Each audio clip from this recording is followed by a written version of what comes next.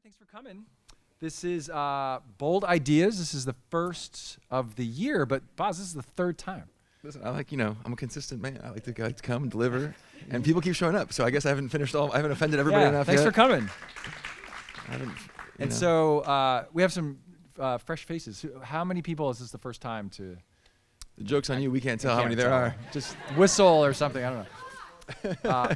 So just to give you, if you're new, like Bold Ideas, it was actually hatched. Do you remember when it was hatched? You were in the line to pick up your kid. That's right. We were in the right, car. and you were not driving, and it was like a mess in the streets. No, we were in the street. You came all the way out to us. And I was like, can't you like fix this and write like a program to do this? Yeah. You can't like Facebook help me? And I could not. And I was joking, but then you were like, well, I probably could. And then we started talking about ideas, and this school is all about big ideas, bold ideas, radical ideas. The school itself was created with that in mind. And so we started this, Boz was generous enough with his time to start this annual tradition. It's like the third or fourth year, right? Yeah. So that's why we're here to talk about bold ideas, big ideas. And so tonight, I've prepped some questions. I got some questions this morning at my coffee as well, and we'll probably have time for some questions too. I think everyone knows you, Boz, but I'm going to do it anyway. I'm going to read your bio because it's impressive, right? You don't need an introduction, but I'm going to do it anyway. So Boz, Andrew Bosworth here, is the CTO at Meta and head of Reality Labs. And by the way, you can correct this, although I took it right so far, so from your website. But anyway, so you joined Facebook in 2006 as their 10th engineer. Yeah. Okay. And you're in your 19th year, almost your 20th year, right? It's coming up. A month away from 20 years. I joined 2 days after my 24th birthday. Yeah, which is incredible. And you built so many things, including Newsfeed, Messenger, groups, as well as many early anti-abuse and infrastructure systems. Various times you've been the engineering director overseeing events, places, photos, videos, timeline, privacy. And before Reality Labs, you ran the ads and business platform product group, where you led engineering, product research, analytics, and design, taking annual revenue from $4 billion to $40 billion in 5 years. And you currently lead Meta's efforts in building the next computing platform, metaverse technologies and consumer hardware across Quest, Horizon, Ray-Ban Meta, Meta Ray-Ban Display, and Oakley. You've been doing like the ads for Oakley, like on Instagram and stuff, right? That's right, a little bit. I mean, they don't put any money behind it, but I show up. Did you volunteer for that? They just put you in a room. They're like, here, look at this camera. It's great. Yeah, you're really good at it. I'm like a race car at this point. Like some people just guide me into a room, and they're like, perform, like tonight. Because I went to check out the glasses, and all of a sudden I'm like, oh, I know that guy. Yeah. Right. I was expecting to see like a model. Not that you're not a model. It's fair. It's fair. You know what? It was the repartee. I mean, you're great. You're great. I did not mean it in any disparaging way. And so among those things, you're also recently commissioned as a lieutenant colonel in the U.S. Army Reserve, serving as a senior advisor for the Army. So you can clap. That's great. Yeah. The Army's modernization efforts in a newly formed Detachment 201, the Army Executive Innovation Corps. And most importantly, we'll save it for last, you are the proud and fantastic father of 2 equally amazing Synapse kids. Yeah, right? So right. Welcome, Boz. Thank you. So first question, because you're a colonel. Do you ever like pull rank at home, like around dinner, like like I'm the colonel? I've tried. How's it? It doesn't even work with my kids. So I've not tried it on April. That would. April, you've all seen her emails probably if you're if you're a sync, level 2 or level 3 or level 4 the last couple of years, So no, I've never tried it with her, and the kids, they don't care. They're unimpressed actually. Yeah, doesn't matter. No, very unimpressed.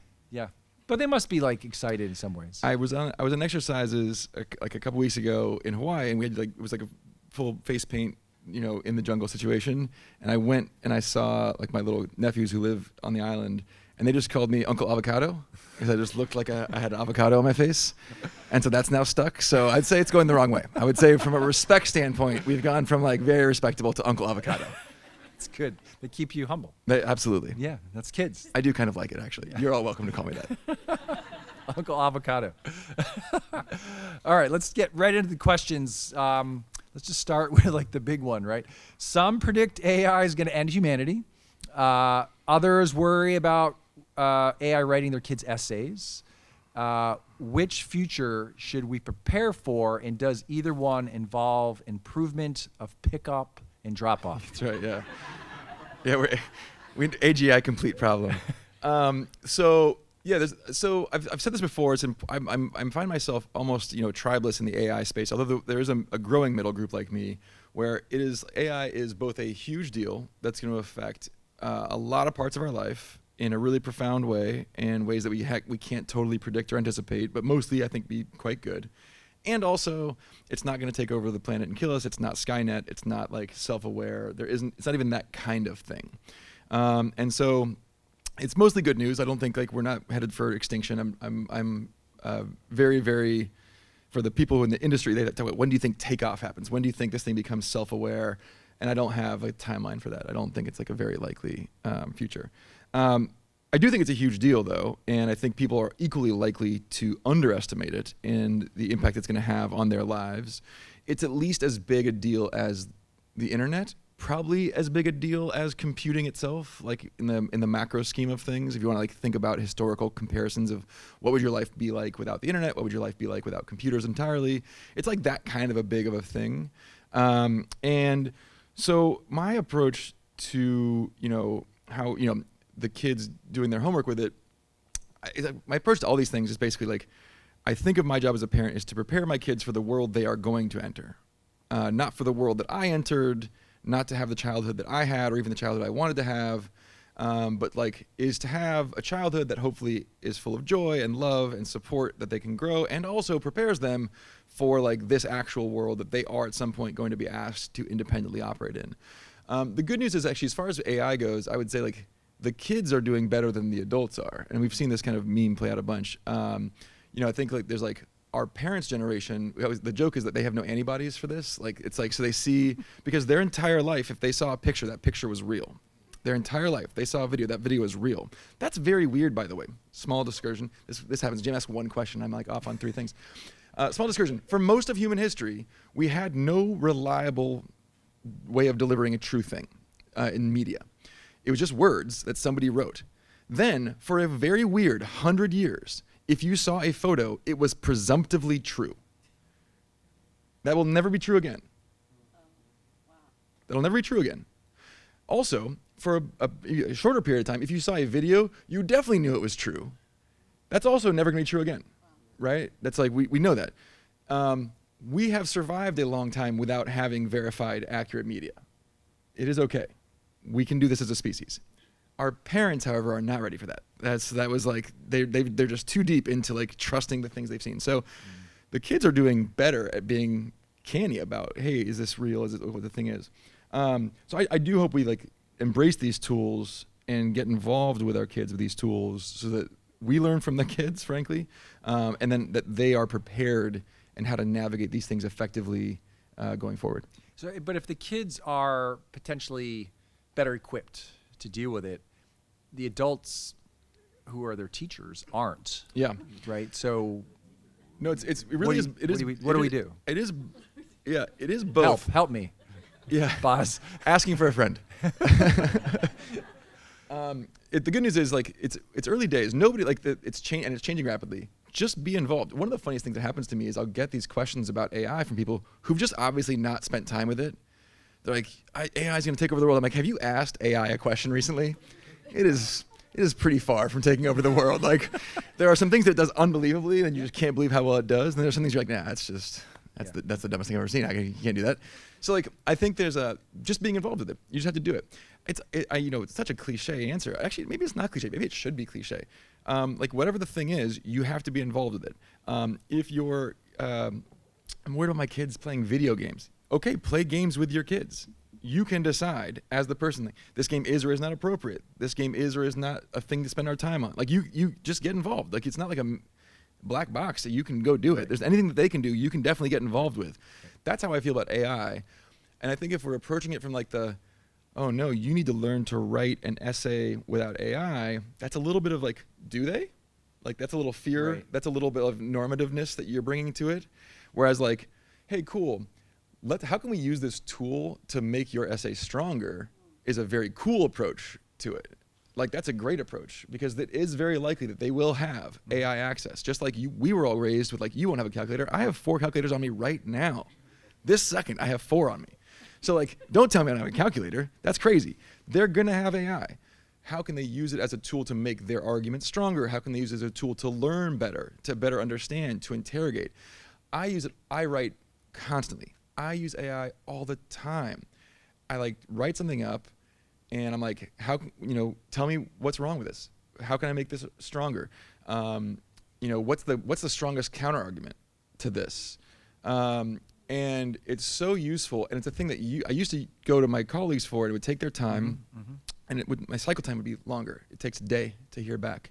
So now I'm like a week. Now I can do it a little session by myself. Then I still send it to an editor, but that now goes faster. They're getting a higher quality product. We've just moved things ahead faster. So I just think the way I approach it is just like, you got to be involved in it. You got to know exactly first principles, first-hand experience, what it is. And then you'll be in a great place to guide the kids. Yeah. I mean, some people don't know our teachers. We're actually doing just that, right? We've introduced it, I don't know, 3 or 4 years ago, and that was the directive. Just use it, right? Just get used to it. And we actually have a few teachers who've we offered them, subscription to a higher level of an AI if they wanted to use it more, and we're prototyping some usage in the EDC and into the 7-8 language arts curriculum. So I totally agree with you. Yeah. But I get pushback from other friends at other schools, and even my own kids, who's one's 24, one's 20, and because I'm constantly using it. I've sort of set for me like to ask 50 to 75 questions a day of it, just so I get to know what it's good at and not good at. So I literally am using it all the time. It's driving them crazy over Thanksgiving breaks. They're like, will you just shut up talking to that thing? And I'm like, I'm just trying to figure it out. Like, no, it's pretty great. And it's gotten to the point now where, as like an extra check, I like to just check. Let me just check with the AI. Make sure I'm not missing something obvious here. Like, and everything. Like, I'm like, oh, we gotta buy a car. Like, hey, is there anything I'm missing if I like choose this car? Like, what are the other options? It's pretty good. Yeah.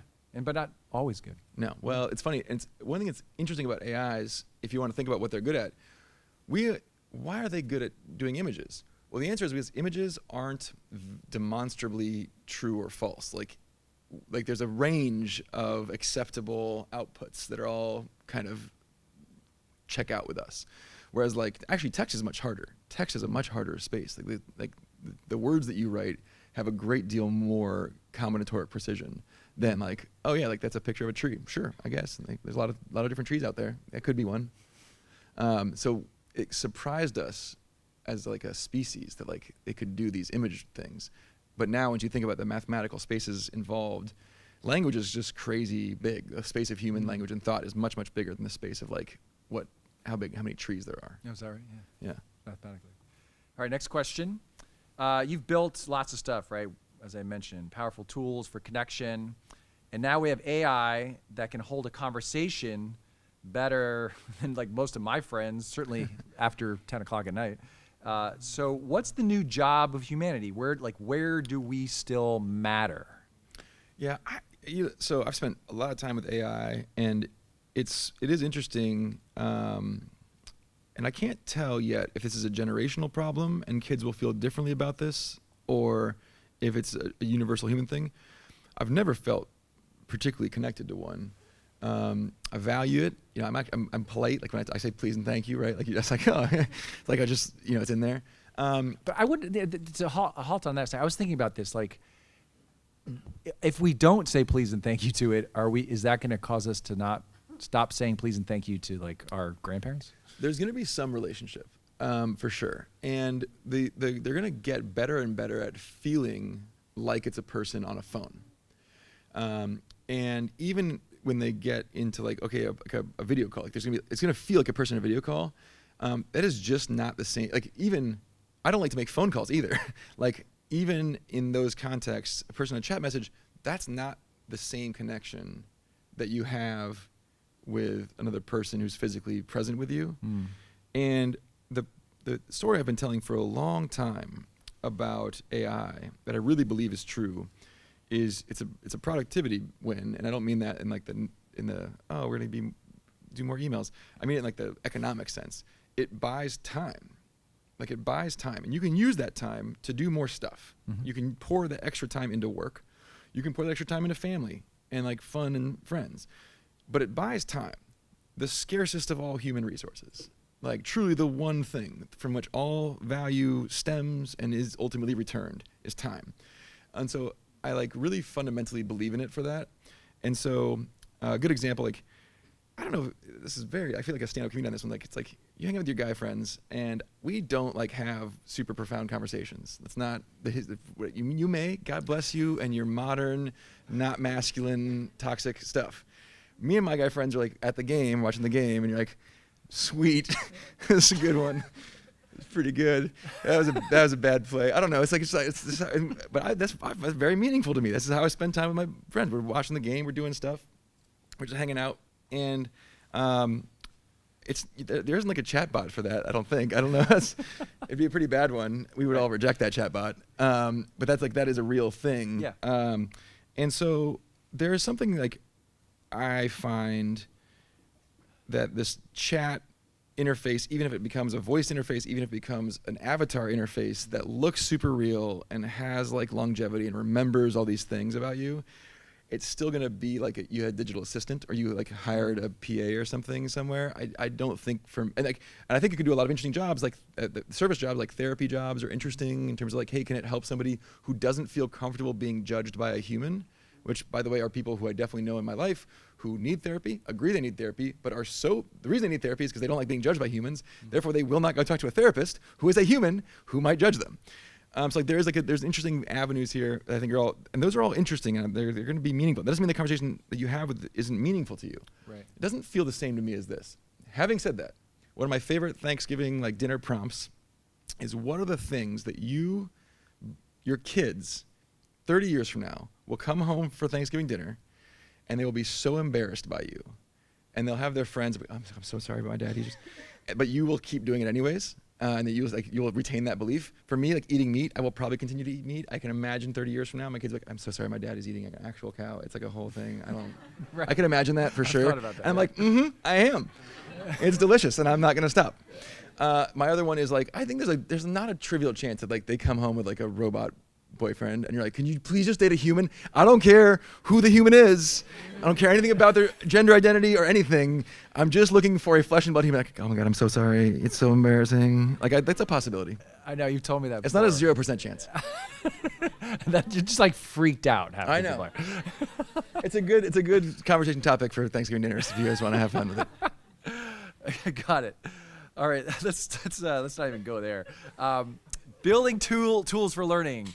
Right, you've built stuff that extends human perception, AR, VR, AI assistants. How do you imagine those tools changing not just how kids learn facts, but how they experience learning? Right, we talk a lot about. I certainly talk about at Synapse, like the experience of Synapse. Right, I'm not the discrete facts that kids learn, great, but like there's an experience you get. Yeah, I have two different vectors in this. There are actually three. One of which is, I think there are going to be some equalizing forces at play. I think we've done a very cool thing as a society over the last, let's call it 70 years since Judy Heumann, one of our previous change makers, brought the ADA into existence, really bringing attention to the fact that like, people don't come in with tremendous equality of faculty. People may have different disabilities, and early on the focus was very much on physical disabilities, and over time we've started to plug into a greater understanding of various learning disabilities and different other types of things. That's awesome, and I think these technologies are a pure win on this. I mean, I'm talking about technologies that allow the deaf to have the entire world closed captioned, that allow the blind to have the entire world described to them, that allow people with, we're not there yet on this, but like people with dyslexia, for example, to have accommodation built in so when they're reading things, you can eye track where their eye is on the page and start to like kick in, okay, read that word out loud so they can start to build a whole word memory for that shape, which is one of the many forms of that apathy. So then there's a bunch of things that are just pure equalizing, and those are based on both the hardware we're developing, but also AI. You need both those elements to make that work. That's awesome. Then there's like one where it's like kind of depressing, where I think it won't change anything at all, which is I think like humans exist on like some normal distribution curve. I've talked to this before, and like and I want to be very careful. I am not saying some people are like more net intelligent than others. That may be true, but I think it's probably not true that intelligence is, this like single element chart that like exists. I think it's probably very, very, very multivariate. It's certainly true though that some kids are better at school than other kids. Like that we can see. And if you look at like American spending on education, it's gone up 10x in the last 20 years since No Child Left Behind, and the outcomes are identical. They're identical. We're spending a lot more per kid. We're not getting more results per kid because like that's just not how it works. Like there's like this, there's just this curve, and where the curve has appeared to bend, they're cheating. Every single time we find a school district where it's like, they've done it. It's like, nope, they're cheating. Like they're graduating kids who can't read. That's how they do it. That's how they did it. They cheated. It's like, yeah, of course, like all human traits, height, pick a favorite thing, visual acuity. It's on some kind of a curve, and the curve has some kind of a shape, and that's what it's going to be. You can change what school is, and different kids will go places, but it will look like that. It doesn't like AI doesn't fix that part of things. Now, again, I'm not going back to the problem I have with this argument so often is people then assign value judgments. It's like, oh, they think being bad at school is being dumb or is being bad. That's not what I said. They're bad at school. Lots of people who aren't good at school go on to do great things. The relationship between school and future life success and joy is not great. That is not a very great relationship, actually. One of the things I love about Synapse, the reason we're here at Synapse, is because I think Synapse is investing in a concept of the child that's much bigger than just like, can they do this test? And I think as a consequence, the outcomes for this school, I believe, aren't caught on a bell curve. I think you can take an entire segment and move them towards greater facility. So I believe in those things. I don't think that AI changes the nature of these things. I think we will continue to try to look for like some paragon of everyone is equally intelligent on everything all the time, which is bad. Then there's the third thing, which is our education really hasn't even caught up yet to like the calculator age, arguably. What do you mean? I remember, like, I don't know. I spent high school like biology. I memorized like a lot of phylums, at some point in my life.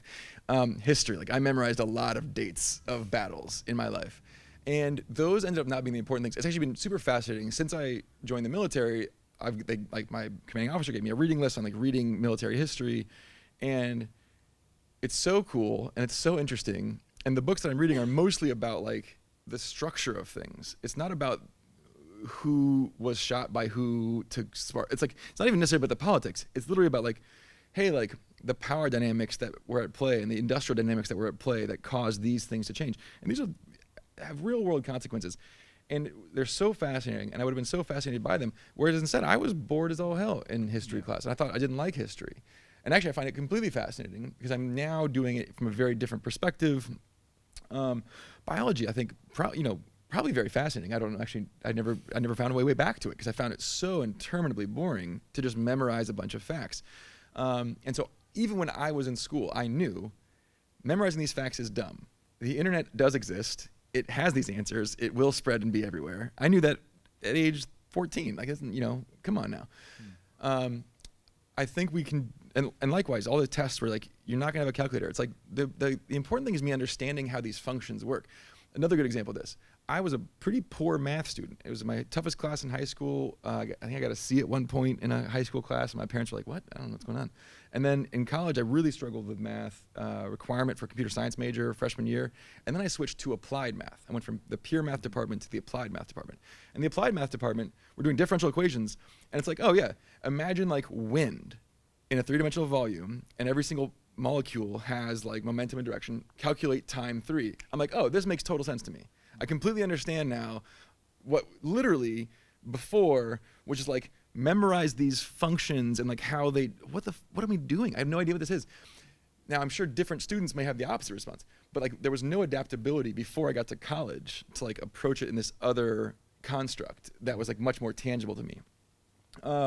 So I do think education, I'm hoping AI is a big enough deal to kind of get us to rethink education. Mm-hmm. I think a lot more education should look like Synapse, where you're focusing on the development of the kid and their capabilities to handle problems in general, right. Not specifically, not with like specific narrow knowledge that like, you got to be able to make sure that you know the arctangent.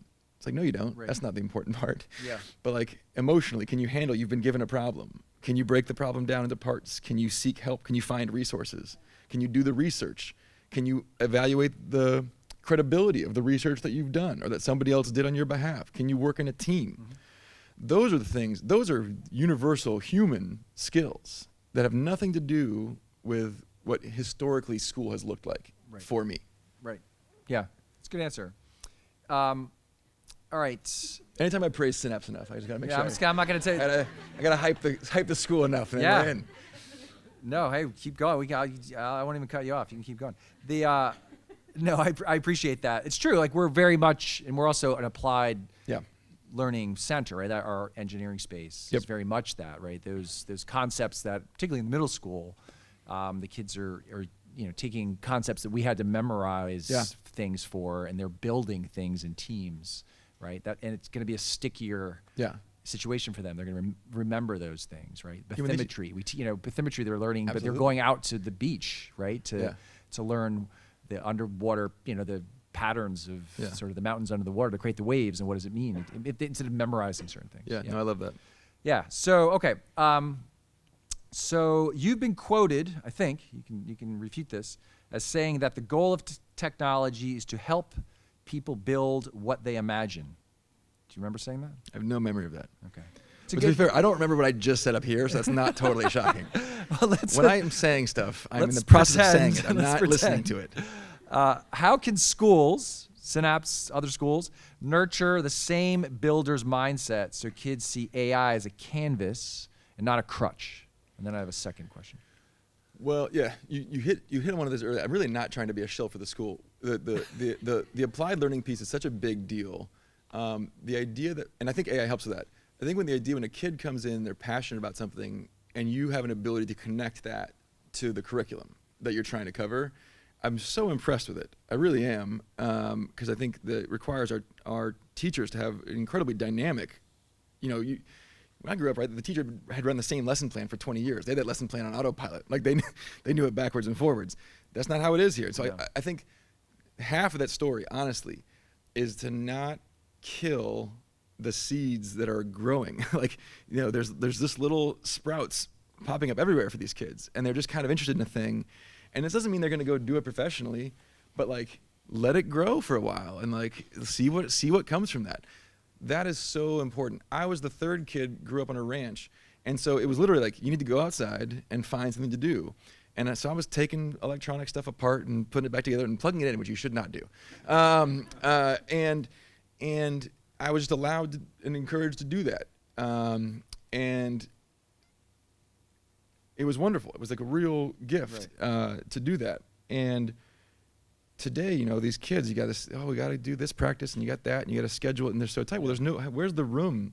Where are they getting the stuff? We're lucky that the kids have it at school. At school, they have a little bit of that freedom space, to do we this. create that space. It's intentional, and it's hard to do, right? Hard, yeah. Right, to actually create the space. Yeah. And then I think for me, the AI stuff has been actually really great for this. I'll give you a good example. Last year, for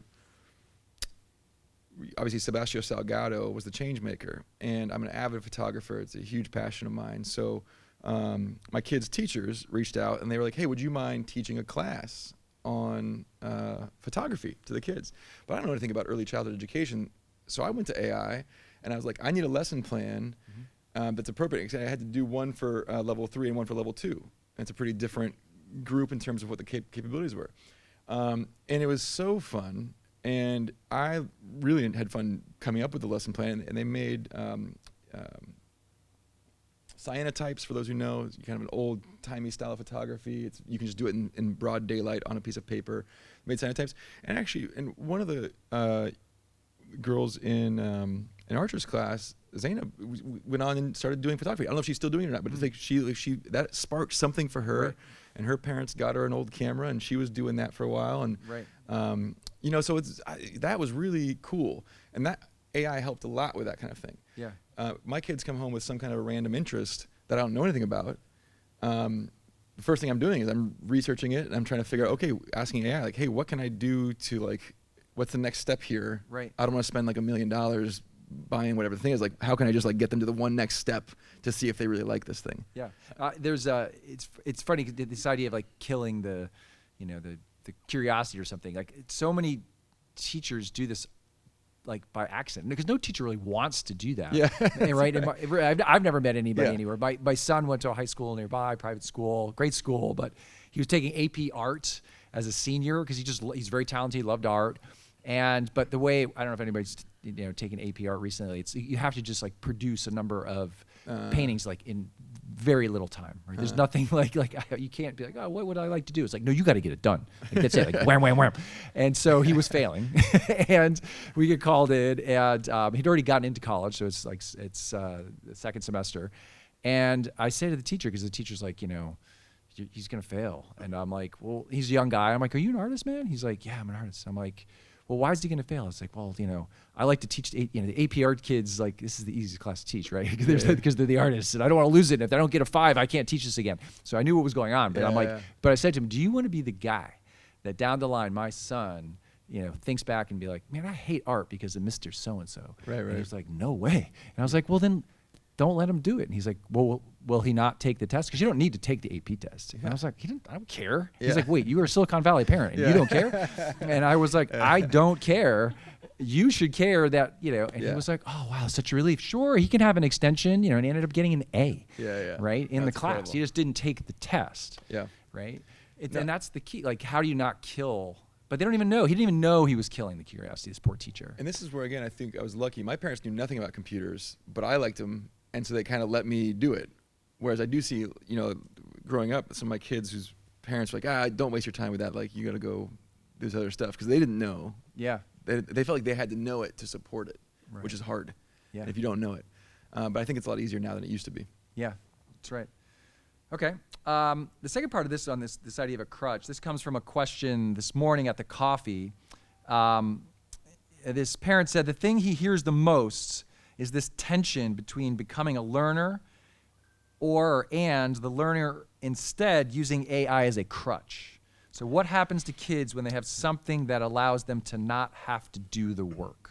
Yeah, there was a study on this that is like I think it's worth debunking, which is like they did this study and they're like, oh, we took these college kids, we gave half of them this essay and they had to do the essay the old-fashioned way. The other half used AI, and then later we like asked the kids like all these questions, and the kids who used AI didn't know as much as the kids who didn't use AI. And I understand why we think the test or the knowing of things is the thing. That's not the thing. The thing was the artifact. The thing was the essay. And if you can produce as good an essay in half the time, that's more time that you get to do other things. And the knowing of things is trivial. You can look them up. Like I can, if I would like to know a thing, having it in my brain right now, terrible use of my brain space. Terrible use. Brain should be full of ideas, full of connections, full of concepts. And then for the tangible stuff, I ground it. Then I go grab it and I find the stuff. And so it is for us, from our generation, it's a little bit of a mind bender because we've like learned that the test is the test. And if you do good on the test, then you're good. If you do bad on the test, then you're bad. Nope, the test is just like the test is its own thing. It's like, if you did good on the test, I'm really good at taking tests. That's how I got to college. Really good at taking tests. I would take a test I had for things, I took an AP test for a class I had never taken, knew nothing about, and passed. I got a 4. It's not because I'm brilliant. It's like tests have a certain language to the test that if you have spent time with tests, you can just like reverse the test. Like you understand how tests work. So my point being, tests are bad. Now, they're the best thing that we have, so we use them. And I think there's a bunch of good reasons to keep doing that. But like we just shouldn't confuse the test for the thing. Is the thing that you want, like your kid to be like an amazing test taker? No, you want your kid to be like well-adjusted, able to solve problems, resilient in the face of challenges. So for me, so much of what I like about AI is, hey, here's the problem, here's the tools available to you, did you use the tools to solve the problem? And as long as they do that, that's great. If they can get directly to the answers with AI, then our problem sucks. We picked a shitty problem, and we didn't pick the right level of thing. Right. If it's like, hey, if I can type this into AI and get out a perfect essay, this is not a valuable thing for me to spend my time on, and we shouldn't be educating the kids on that thing. Nobody who writes seriously thinks that like the composition of like this, the tangibles is the thing. It's like the idea is the thing. Like, have you presented the idea forcefully enough? Is it an idea even worth talking about? Is it a new idea? Right. Is it interesting? Right. And so I do hope we can shift our mindset away from this very rigid, structured concept that we've been working on for, admittedly, our entire lives. Yeah, fair enough. Should be easy. Okay. All right, let's, this is like sort of on limits and trade-offs. So I wrote this to my staff this weekend. It was a wonder. So I prompted the question, and I'll read the prompt and then the question. I wrote, we shape our behavior around software, right? That's a question. And we write emails in short, structured ways because tools expect us to. We create passwords, verification steps, multi-factor rituals, not because we want to, but because a system requires us to. So we adjust to app workflows instead of apps adjusting to ours. And I said, don't even get me started on charging of devices. Question. Have we sleptwalked into a world where humans are adapting themselves to the needs, limits, and incentives of computers, sometimes without even noticing? Yeah, 100%. So I think we've noticed it. The very, very dawn of computing, I would say the dawn of modern computing, Doug Engelbart, Stanford Research Institute.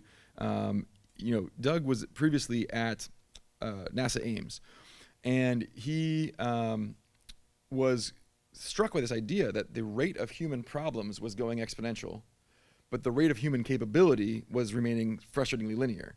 And he's like, our major tool by which we solve the curve is by creating teams.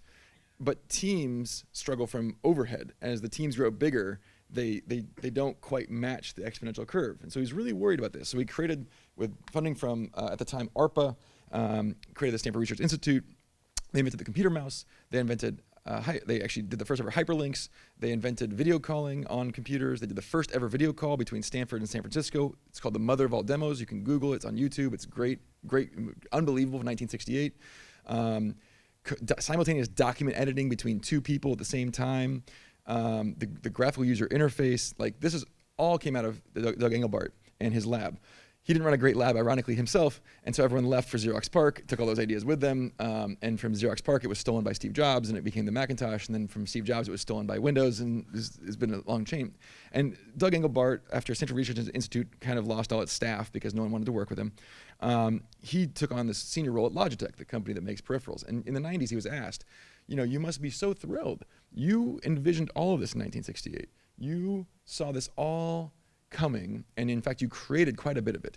And he was like, no, this sucks. Because what he had imagined was we would create these incredibly, impossibly high functioning computer systems, and we would have humans trained for years to become masters of these computer systems. And so, for example, he didn't type with a keyboard because he had the computer mouse. So he didn't want to have to go between the mouse and the keyboard. So he created the chord set keyboard, which actually was created for telegraphs. And so he had a keyboard with 5 keys, never had to pick his fingers up. And A, B, C, D, E, F, G, H, I, J, K. You get the idea. So he just memorized a very elaborate set of commands with one hand, and he could type and use his mouse at the same time, and he was grease lightning on the keys. I think, as far as I know, no other human has ever learned the chord set keyboard because it's wildly hard to use. Versus like a keyboard that's just like, oh, A, got it. Like, it's like just a very hard thing to do. So he was upset that we didn't bend ourselves into more elaborate shapes to match the machines. And at the end of his career, he was really upset with we hadn't harnessed the full capability of the machine. So that's one side of it. Yeah.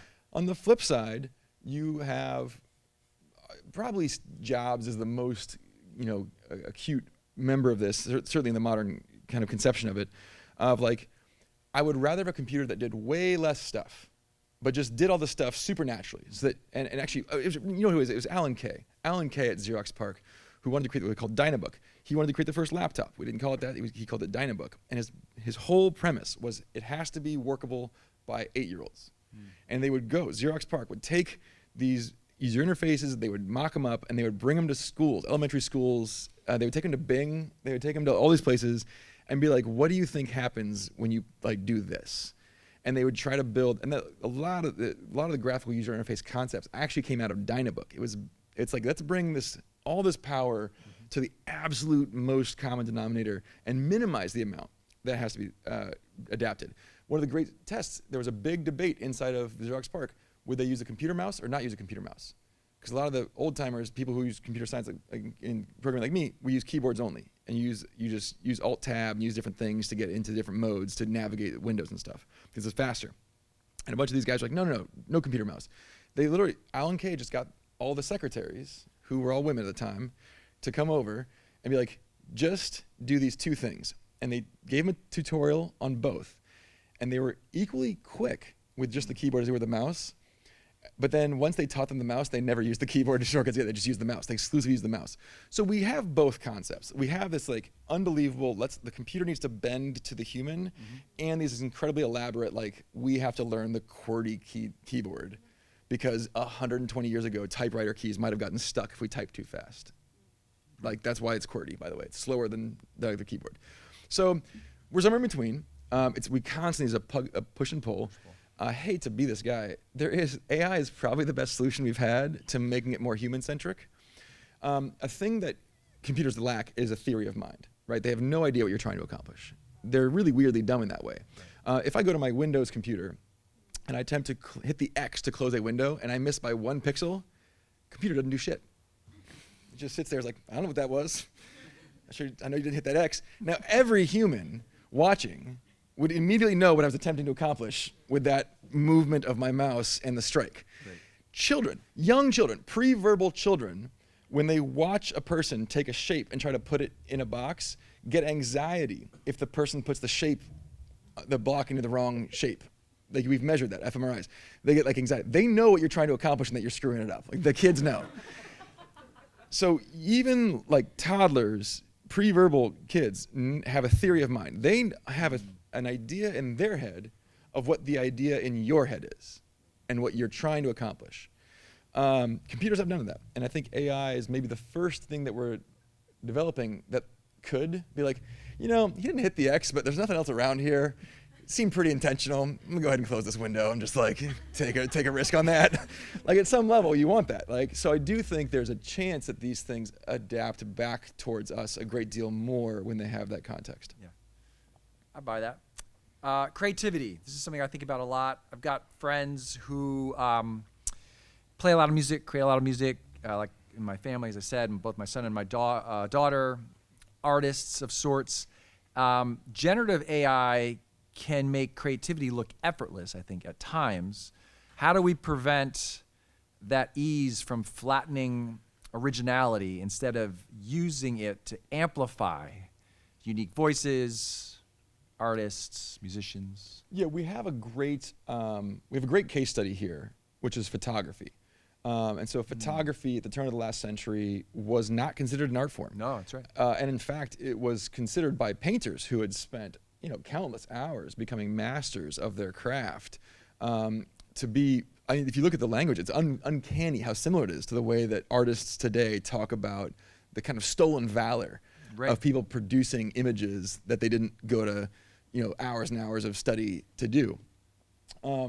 And Ansel Adams plays an important role, and Alfred Stieglitz in New York, and there's a set of people who worked hard to get legitimacy for photography as an art form. And today it's unquestioned. None of us would think. We had Sebastião Salgado here, and you see his work to this day. And I have every camera, and I've been to those places, and I couldn't do it if I tried. His work is but he's an artist. I'm just intensely jealous. You're just like in my language whole, buzz. I know. This happens every time I come up here.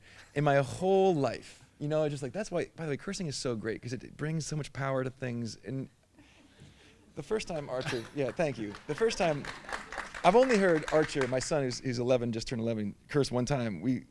The Niners lost the Super Bowl. We were at the game, and he goes.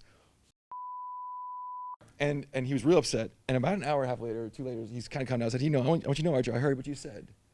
And he looked at me, he's real nervous. I said, That was an appropriate time, place, and usage of that thing. I'm proud of you. That was, Yeah. that's when you uncork it. You had to do it. Yeah. Anyway, so, see, I told you, there's a lot of things happen, a lot of connections. So we have this thing, photography. Now, does that mean everyone was singing, linking arms and singing Kumbaya? Absolutely not. The modern art movement that swept across the globe in the 50s and 60s was in no small part a reaction to the fact that fine art, lifelike painting, was no longer needed. It was no longer an obviously viable path. Did it kill it? Absolutely not. There are today working, if you see Guy Deal or some of these incredible oil painters who just do work that you just, still lives with 3 glass balls and you can see like 14 layers of refraction like perfectly done. No, it didn't kill it. Only the best survived in that game. And a lot of people went in a different direction, and I don't think we're the poorer for it. I don't think we feel worse off for the modern art that we have access to, but it is in no small part a response to photography gaining mainstream acceptance as an art form. And I think the same thing is going to happen again. I think it's going to be, I'm taking guitar lessons with Archer right now, and I'm only like 10 lessons in, so I can't do much. But I've always like been a little bit jealous, and I never put the time in, and I never had the time to do it. But now, like, if you had a concept, you could make a song, and like, yeah, I might have a reasonably good musical concept, and just not. And it could be a disability, which we use sometimes as an example, but like, it could just be like, I just didn't have the time, or I just, we grew up and didn't have that kind of access to music stuff in our families, whatever the thing is. I don't want to gatekeep art from people. If there's like a tool that can help them make art that they find meaningful, that other people find meaningful. And so of course, it's going to be a tremendous grappling with it. Yeah. But it could lead to something also new, right? It will inevitably. I mean, I'm thinking like back to the guitar. Oh. The amplifier, right? Well, Yeah. when that came out, right, that was heresies too, right? Like, sure. It was just meant to amplify the sound, but it created this sort of feedback and distortion, and it was a nightmare for guitar players. Yeah. But then somebody was like, "Oh, cool, this is weird sounding." Next thing you know, you have Jimi Hendrix. Yeah, right? I remember when electronic in the 90s when I grew up, I was a huge fan of electronic music, and it was the lowest form. Everyone's like, these guys don't. They're just like, Right. booping and booping. They're not even doing anything valuable. Some of the highest grossing, most adored musicians of our era came up through that kind of vehicle. Right. So no, I think, and hip hop was looked down upon. Oh, you guys are just taking records of other people's music and you're remixing it. The history of art is gatekeeping. The history of art is like, I worked really hard to become this artist, and then the game changed, and I'm pretty pissed about it because I feel bad for it because you put 20 years in. And like now the game done changed, and that's what it is. It's tough. Being art, you got to stay on the cusp of culture. That's what's so funny because it's art, right? It's all about innovation and creativity and like breaking the mold. And the individuals are like iconoclastic. Yeah, they're trying to gatekeep too, right? It's happening a lot in film too. You see, you see all these. I've met with so many of these directors, and there's some that are embracing it, but a lot of them are like, oh, but it's like, yeah, it's all fine for Guillermo del Toro to be like, I don't need AI. My cousin, he's in film school in Santa Barbara. When I tell you, I've never met anybody with less money than her. I mean, people have been whatever. She is grinding it out to be in film school in Santa Barbara. She needs to use AI to make a film. Like she can't hire anybody. Like she's working 3 jobs, so she doesn't have time to be like rotoscoping. And so I just think it's a gift. Of course it's a gift, but of course the people who got there on the previous thing, and there's nostalgia, and I get that. You're allowed to have that, but I don't know how productive it is. No, it's true. All right. So the first question is, have you read Anxious Generation? Oh, all right. No. I know about it. Then I got to rephrase this question. You can ask me about it. What are the lessons learned in an AI, for children that are being raised in an AI era? Yeah. That we can take from that. So it's safe to say that I'm very up to speed on the Anxious Generation and the various talking points therein. Don't take it from me. Go read the Nature review of it, which will tell you that Jonathan Haidt, who ironically wrote a great thing in The Coddling of the American Mind, then went and did the exact damn thing he criticized in his previous book, and he went and he had a conclusion, and he found data to fit the conclusion. So Nature did a great takedown of that and why it's not good science and why you shouldn't be that worried about it. My answer is the same for all these pieces, which is like there is no substitute for parenting. no technology is going to come and save you, and you got to be involved in the process of it. And that's true of phones and how kids use these technologies. And the analogy that I always like to use is, I think I'm stealing this from Becky Goodside. What's it? Becky, you want to talk about? Yeah, Dr. Becky. You know what I'm talking about. Good Insight. There you go. Yeah, Dr. Becky. It's like, what voice do you want your kids to have in their head when you're not around? Yeah. Like, that's the way it's really useful to me. It's like, what is the voice that you want them to have in their heads when you're not around? I think it's useful for everything. I think it's useful for alcohol and how they use alcohol. If you're saying alcohol is bad, never do it, first of all, and then you're drinking, and then second of all, they have no construct of how to think about that, and they don't feel safe telling you if they've been doing it, what kind of, they've got no voice in their head. They just are out there on their own trying to forge a path with no guidance. So whether it's phones, whether it's video games, whether it's AI, whatever the thing is, I'm trying to think about, okay, how can I give my kid a framework to think about this so that there's a chance that when they're by themselves later on, they're going to make good choices. Or when they make bad choices, they'll recognize that's what happened, that's the cause and effect of it, and I can get back on top, and I can have agency in my life, and not be a victim to this thing. So I do the same reasonable things I think any parent does. Listen, my parents, I used to have the TV on. Mom would just come up randomly and turn it off and be like, go outside. And you're like, all right, we're going outside now. That's what we're doing. And so I do that to my kids. I'm like, yep, we're done with that. We're just turning your iPad off. We're doing this. So I don't know, whatever the thing is. My daughter tried to make cookies 3 times this week, and I said, nope, we're not making third. It doesn't matter what the thing is. There is a thing where you're like, yep, we're going to mix it up and have different things. But I don't try to also gatekeep stuff where I'm like, nope, we're going to pretend that doesn't exist, because I don't know how it helps them to pretend it doesn't exist or to pretend it's a bad thing. I just think be involved with them, ask about it, talk about it. Hey, have you used AI? What have you used it for? What do you think? Was it good or was it bad? We'll do a little project together on the weekend. It's like, hey, do you think we could use AI to do this better? I wonder what AI would say about this. And then you type it in, and it gives we had this funny thing with my kid. We were doing a chemistry thing, and I was pretty sure the answer the AI gave was wrong. And I was like, I don't think this is right. And so we went and looked at it, and it was wrong. And I was like, how funny is that? That was wrong. And you talked about how you have to kind of verify these things. I don't know. There's no substitute for that. You can't give them a book. You can't take it away. You just have to go there with them and do it with them. I guess that's my answer. I don't know if it's a good answer. No, I think it is. The thing that I often think about, I see way more adults rolling through reels or whatever on their phones, just locked in the metaverse, just they're gone, man. Yeah, right. They're they've been just teleported through the squid. Drool. Yeah. Just what? On an airplane or waiting to board this plane this weekend. I was just looking around, and AirPods in and just gone. Yeah, this is actually so important.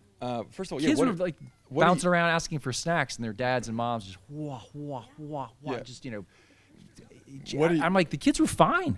We put a no phones at the table rule at our house for dinners, right? Because that's the kind of classic thing. And I put that in place in advance, so the kids don't have phones yet, so that when they have phones, I can do that to them. And it's fair. Oh, they snipe us all the time. Oh yeah, they get us all the time. Right. I'm like, I'm just checking. You know what? That's all right. You're right. And they love it. By the way, we kept that rule in our family, and my kids now are 24 and 20.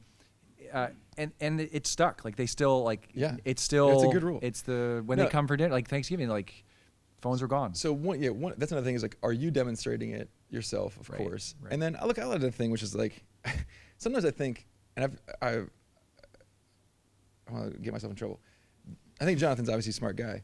I think Jonathan's very anxious about. I want to be fair. I literally was going to say that. I think Jonathan Haidt. He's wrote the book, The Anxious Generation. I was going to say he seems like a very anxious I think Jonathan. person. So I got my 44th birthday coming up, and there's a Douglas Adams quote, right, which is that anything that happens before you turn 25 is just the way the world works.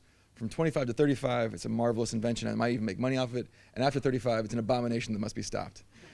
And I've had that quote since I read that book when I was in college, and I love those books. And it's so true, and I feel it happening to me. Just every new thing that happens, I'm like, I don't need new things. This thing sucks. And I have to really work to like open my mind to like, what if it doesn't suck? Like I have to, and I'm a chief technology officer of a major technology company, so professionally it's really important for me. But I was like, yeah, like my knee-jerk reaction when there's like a new app, like I don't need a goddamn new app. Like this is the worst. And you use it, you're like, it's pretty good. Okay, like, it's fine. I have to really work to keep my mind open. A lot of times the stuff we put on our kids, it's actually what we're experiencing. It's like, I think a lot of parents don't use their phones very effectively. I think a lot of their parents feel caught up by notifications. When we actually look at kids, they're much better about it. They're much better. Yeah, they leave people on. They have a whole language. They leave people on red. They're like, yeah, I left them on red. And then I get to it. I don't leave anybody on red, man. Like I gotta read it all, and I gotta respond to it all. Like it's like, you know, it's a different thing. So I really think a lot of times we project onto our kids the thing that we are afraid of, or the thing that we're experiencing with stuff, much more than what they're actually experiencing. Yeah, agreed. Yep. Another question. Yeah, hi. I'm right here. There you are. I love the concept of like parents be present, all of those things. I am the middle school counselor here at Synapse School. And Hi, Sarah. I went, I watched an incredible Common Ground series a couple of days ago on parenting and AI. And one of the things I want to ask you about and also reflect on is this both relationship and mental health piece that they talked about, which is, I understand that there are some people who will not want to go to a therapist in person, and that's great that they can have another place to go. One of the things they talked about for young people, mostly high school, but it could be younger as kids, you know, like adapt to these technologies, is seeking relationships with AI that are only going to give them positive feedback, and that is not necessarily a genuine relationship, because relationships also involve conflict and somebody pushing back on you, and everything isn't always rosy. And so then those particular youth are not developing the skills that they need to have real relationships in the world. I would be curious about your thoughts about that. Yeah, well, I want to say two different things here. And again, I don't want to seem Pollyannish. I'll give it just to like make sure I have some credibility. A good example of the mental health and the way that the internet phones in particular are potentially very seriously implicated is that youth suicides are viral. That's not new to the internet, mind you. For those who've been in the Bay Area for a long time, actually Dr. Kevin Skelly, who was the principal when I was at Saratoga High School and then was the superintendent of Palo Alto Schools, they had a student step in front of the train tracks to commit suicide. And within the next year, they had 5 additional students do the exact same thing. This has been studied all over the world. It's across cultures. There is a quotient in which a suicide in a community of young people goes viral. And the bigger the reach of that thing, the bigger the quotient. It's also true for school shootings. We know that now. You get a Columbine, which is so unusual. It was incredible story around it. Now it starts to create these things. So there is real concern about an increasingly information-connected area. I don't know how much that's about mobile phones. I think it's broadly about the internet. But these communities being connected is not. I'm not saying it's a pure good thing. I think there's real hazards to look out for and real reasons that we got to stay close with our kids. And I bring that up in the context of therapy. And I think we see both ends of this. Now, on one hand, we know that there's loneliness is an epidemic among adults, and I think we're worried about that, but loneliness is also a challenge for young people. And is having one positive relationship better than having 0 positive relationships, even if that relationship we count it as a half? Maybe, probably, we don't know. We honestly don't know. We have no data on this yet. My instinct is it's probably for the better. Now, I want to be careful because there's a lot of lawsuits. You're going to read a lot about this in the next year. There's a lot of lawsuits happening right now with my company involved. There's stuff in the UK with different companies and Snapchat and TikTok and YouTube and all this kind of stuff. And they're devastating. Every single one of them is a devastating story of a child lost. And some of them, there's something happening to AI firms now, ChatGPT and Gemini. And it's all bad. You look at it, it's all bad. You have to kind of put yourself into the context of, okay, 2.5 billion people using this stuff, like, what's the propensity of bad things? Will it continue to get better? Can you prevent the bad and harness the good? We don't know. So my caution is, like, let's not judge the future trajectory of technology by the present. This is the worst that technology will ever be. That's just like the nature of it. But also, yeah, real concerns. Okay, so on one end, you've got somebody who's lonely and maybe now they're less lonely. That seems good. On the flip side, you've got somebody who's literally mislearned like social cues. Like they're just ill-equipped. Now I'll be candid. I don't know how much AI helps or hurts. There are, and always have been, people who missed or weren't able to master social cues. My biggest analogy on this might be, and now we're really branching into some territory, like the claims, which seem credible early on. Again, I haven't seen a conclusive study on this, that like the prevalence of online pornography and the impact that it's had on kids' desire to go out and actually have sex. Now, when I was in high school, if you'd asked me, hey, what are the top things that adults in the world are worried about? I'd have told you, it's easy. Teen drinking, teen drug use, teen pregnancy, and teen driving. Well, I got good news, you guys. The kids, they're not drinking, they're not having drugs, they're not having sex, and they're not driving. So we fixed the glitch. And now you know what we're really worried about? Man, the kids, they're not drinking, they're not driving, they're not out there. We're real worried about that now, which gives you a little bit like the get off my lawn concern that I have about us and our generation and just like not adapting. So there's real consequences here. Are we being normative about what it should look like to be an adult? Are we the Thanksgiving parent who's like, I can't believe they brought this robot home? Like, is that, I don't know. I honestly don't know the answer to it. I do try not to be normative about these things. Obviously, easy things. We don't want to have kids die. We don't want to have kids addicted to drugs. We don't want to have kids who can't read, who can't solve problems. There's some things that we know. We're like, yep, that's bad. But like, kids having a smaller number of human relationships might be bad. Might not be bad. I don't know. So these are very, very real questions that I don't think anyone goes into lightly. I'm personally, like I said earlier, I'm personally not that worried about it. Like I see my kids absolutely using, they chat with their cousins on Roblox and they're doing all kind of stuff, and then they're also playing soccer and learning music stuff. So I don't know. I don't see it as like my kids appear to be normal. Other kids in this space appear to be kids. So I'm not clutching my pearls just yet, but obviously it's something that I think will have a societal impact that we don't know yet what it is. Yeah. Another question? Coming. Leslie?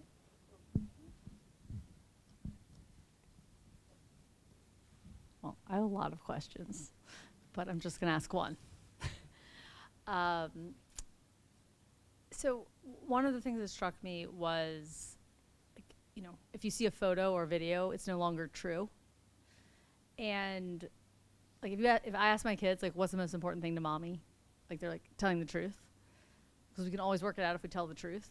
And so, like, how do you parent, like, with honesty and truth with the world? And I mean, I've already felt this way about, like, social media and other things, but, like, how do you parent or help us, like, advise us how help our kids navigate the world when you don't know what you're seeing is true or not? I will say, by the way, side note, that Synapse does a very good job of fact versus opinion, because there's a lot of fact and opinion happening in my household, but like I'm not sure it's not enough for like this next world. Yeah, there's a bunch of pieces here. Well, the good news is like mostly it doesn't change how you and your family relate. And the answer is like, because like mostly like you weren't like relying on photographic evidence of AI, as you'll see from the evidence entry A, Your Honor. No, like, those human relationships, there's no intermediation happening there. And I don't anticipate that being relevant in the time frame in which our kids grow up. It may be the case for the next generation as augmentation becomes more popular, but we'll let my kids can figure that out when they have kids. I'm less worried with that. The truth thing, we have to do two things at once. The first thing is, this is not that new for us. We've been seeing advertisements forever. And so my kids, the first time they saw advertisements was when I watched live sports, because they're usually on like a service with no ads. And so they watched live sports and they were enthralled, to this day, enthralled by ads. They're like, what is this? This is great. They don't care about the game. Like, this is amazing. What I want to, there's Doritos. I want those Doritos. And that's a great conversation to have with kids. Like, do you think they're having that much fun? Do you think they're really over there having fun? And you kind of get into like, no, that's a photo shoot. Like, they got paid to smile right there. I don't know. My favorite thing to do is show them pictures of like when it's like pancakes and it looks really good. Then you show them the inline, all the weird chemicals they have to put on those for the photo shoots. Because if you actually put syrup on a pancake, it just goes into the pancake. It doesn't sit on top of it. That'd be really weird. And so they pour motor oil on the pancakes. Because motor oil is very viscous and it stays on top and it looks just nice. So that's how if you ever seen like, so you can, this is not news. We've been doing this since the 90s. And we were raised in a generation of people where you were looking at Cosmo and you had to be like, hey, that's photoshopped. You know, that's not how she looks at all. And so I think there's a lot of great artifacts today to help kids learn the basics of, can you trust that? And I love to ask that question. Do you think they're really having fun like there? Yeah. Now my son's like, well, I bet they're happy they're getting paid. I'm like, that's a good point. I bet they are too. I have I'll let you check, because you just reminded me, you mentioned earlier when your son cursed for the first time? Yeah. So my son cursed for the first time. He was 3, but I'll tell you what, it has to do with ads. I was up with my family. I was getting ready to do a race, a triathlon in Donner Lake, and he was sitting on a little porta potty, right, learning his potty train in front of the television. And I was probably stressed out getting ready for the race or whatever, and I don't know what I was saying, but I was angry, and so I used the F word. And all of a sudden I hear behind me, effing TV, effing TV. And I'll turn around, and it's a commercial, but he didn't know what that was because his show just went off. Yeah. Like, you know, his show just disappeared. And he's like, effing TV's not working. But he was 3. I couldn't have that conversation you had with Archer. it's a little I had to have the conversation with myself and then my wife. Yeah. That was not fun. Yeah. Anyway, back to your answer. No. So I think we have these tools, right? And the final thing I'll say is, like, we also have to hold into our own minds the possibility that we are wrong and the things that we think are facts. Like, you know, you can't look at the story of Copernicus or you can't look at the story of Galileo and say, we are right. We know this to be true. It is 100% the case that everyone in this room shares a belief that we believe bedrock truth that is wrong. 100%. We don't know what it is. But it's 100%. So I also try not to eliminate that from the kids' minds. And like, I don't want you to ever feel so certain of the truth, because there's a lot of levels to this stuff, and you have to kind of play it out. Yeah. How about one more question, and then I have a final question. Hello. So speaking of, yeah. Tried. So related to the commercial and ads, when I was driving on 101, I see a ton of advertisements. Like I can tell the target audiences for a specific group. It's like AI is run better than us, whatever. Then it reminds me of me spending a lot of money on Instagram ads, buying whatever T-shirts, anime T-shirts, or random kazoo thing. But then for my Christmas gift for my wife, I'm brainstorming in AI. Like, can you recommend me some jewelry, because I have no idea. But then knowing what you know, do you picture in a future, like, because now people so rely on AI to make decisions, would the people in future create whatever AI just for, create ads just for AI? Or an extension question is, would it be a chance in the future people human beings do a lot of things just to serve AI's searching or decision, then serve back to human being or whatever? Yeah, I love this. There's really 3 different layers here, okay? The first one is, in the future, the ads is one of the most important and good business models in the history of the world. The reason is, all this stuff that you guys have would have cost you hundreds of dollars and been accessible to 1/10 as many humans if it wasn't for ads. And if that wasn't enough, it is literally the grease that causes capitalism to work. I grew up on a horse ranch and vineyard in Saratoga, not like an old money, we had a lot of money, like we've been farming since the 1900s, and we got to make money, small business.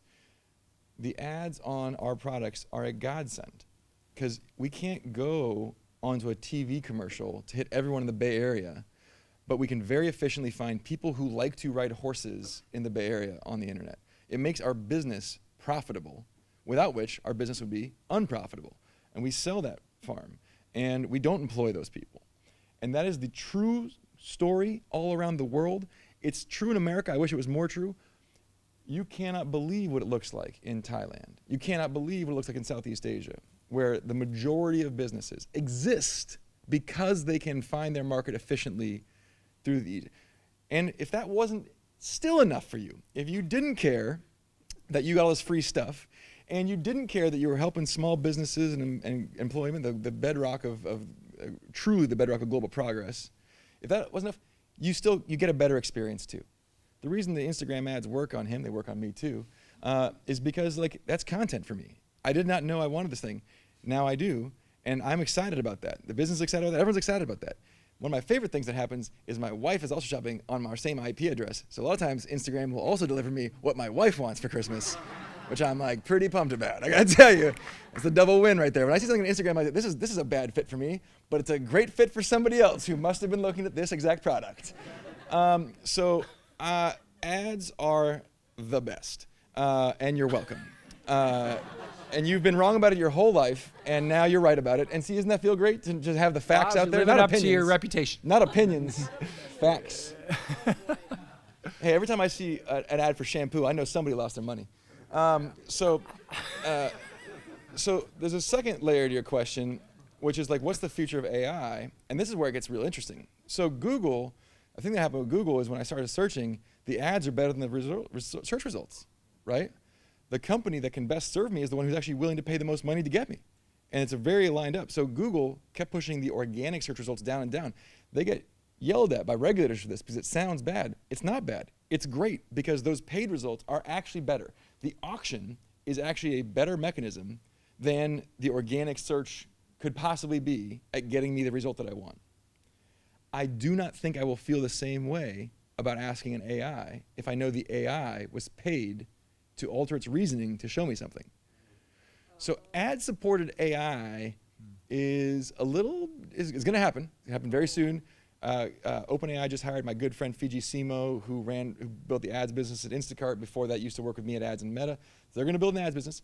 And I think I could imagine having the ads next to it, and it's a little cheaper for me. That's cool. I don't think I want the ads anywhere near the thing itself. It just feels different to me. We'll see how people play it. So we don't know. That's a big open question right now.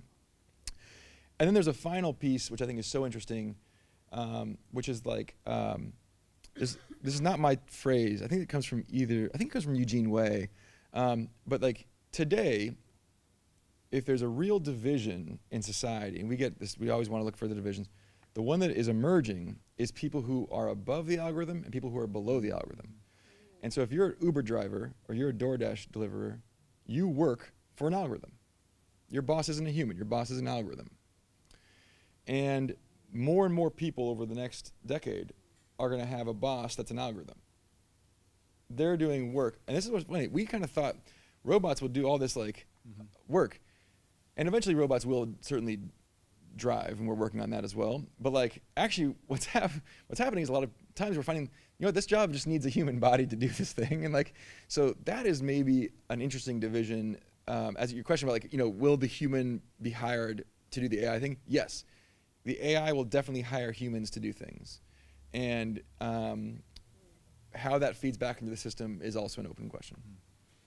All right, Boz. Final question from me. When you imagine your kids as adults in an AI-filled world, what's one thing they'll be able to do that makes you smile, and maybe one thing you hope they never let the machines do for them?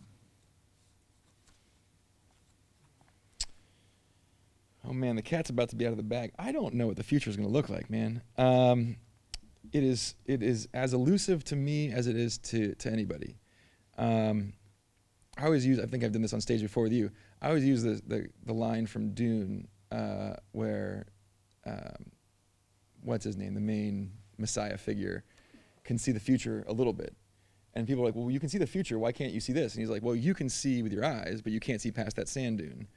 And it's like the same for me. Like I can see like 5 or 10 years into the future, so I have like better vision than I think average. But like my kids being adults, I have no idea. Well, maybe this is too generous myself. What's the thing that they will be able to do that I'll be glad for?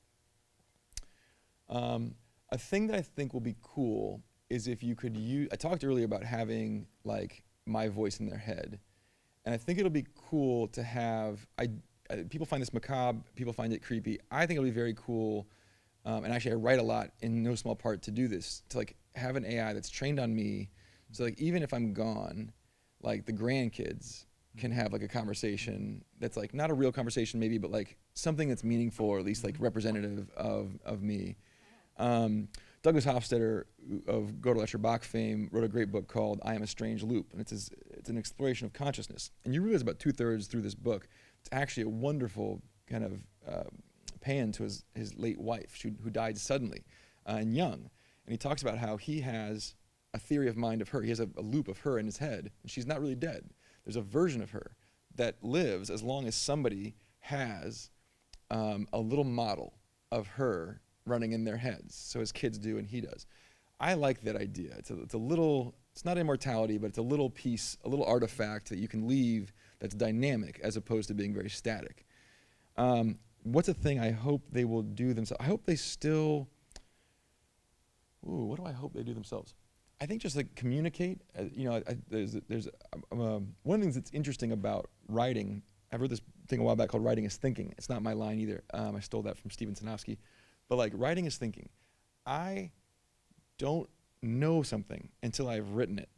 I don't know a better way to put it. And I can't figure a problem out until I write it. Writing is a very powerful process because it forces you to linearize your thoughts and sequence them and for packaging. And so you have to not just take it all out of your brain, which is hard, you have to package it in a way that it becomes viral to somebody else's brain. And like you're translating it. And AI can do all this cool language manipulation, and so which I love. So if I can just pull like thinner snippets out of my head and then have it kind of hydrated, I'm fine with that. But I do hope that they still have to do that work. I don't know if I hope they do. I don't care if they do or not. Whatever, they can do whatever they want. All right, Boz, that's it. You did it. Thanks. Thank you all. All right, thanks a lot. Thanks, everybody. That's it. I really appreciate you coming out, and we'll do this again in January with someone else. So read the newsletter, and have a good night. Thanks all. Can we touch it now? You can touch it. Thanks, man.